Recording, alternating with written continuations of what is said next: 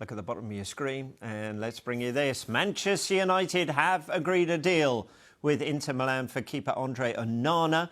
The fee is initially 51 million euros plus up to 4 million euros of add-ons, dependent on his performance and success at United. The timing and location of a medical is not yet confirmed, but the aim is for Onana to join the United squad as soon as possible for pre-season. So confirmation there. Fees been agreed for Andre Onana to move to Manchester United.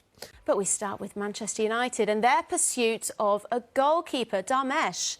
How's Erik ten Hag got his man then? What do you reckon? Close.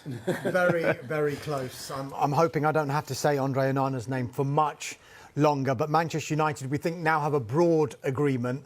That's how it's been described to me, with Inter Milan over the signing of the goalkeeper Andre Onana. Not finalised yet, but as I said, very, very close. I still think there's a little bit of work to do between the clubs on the actual structure of that fee. So we think the fee is going to be around 55 million euros, so 50 million euros up front, potentially 5 million in add-ons. It's how that 50 million will be paid, over how long a period it will be paid, and what those performance-related add-ons will involve.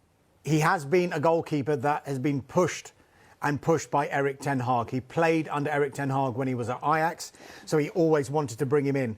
Personal terms, not expected to be a problem. Onana's made it clear from the get-go that he wanted to come to Manchester United, and United are remaining hopeful that a full agreement can be reached in time for Onana to play some part in their US tour. Now, Manchester United played Lyon at the Murrayfield Stadium on Wednesday. After that, they fly to their US tour. It was initially hoped that Onana would be on that flight, but it's hoped at the moment, even though there is a small hope that he can make that flight, that he will still play some sort of part in that tour. Now, there will be a fallout from the potential Onana arrival, and that is Dean Henderson. We reported earlier on in the window that Manchester United were in talks with Nottingham Forest. He was on loan at Forest, of course, last season.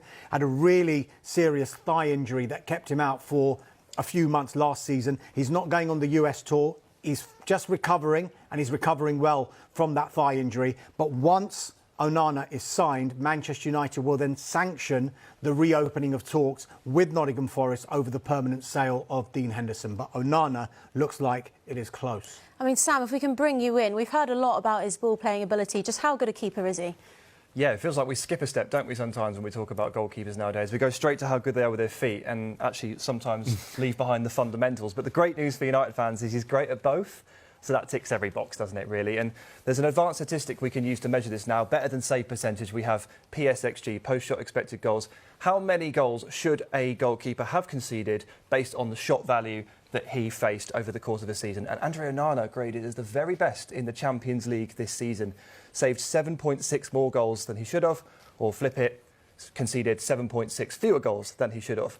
That points to an exceptional shot stopper. So we've all seen him spreading the ball across, clipping those passes just over the marker's head into the path of the fullback. That's amazing. He can also do the bread and butter things, and that's why this is such a good signing.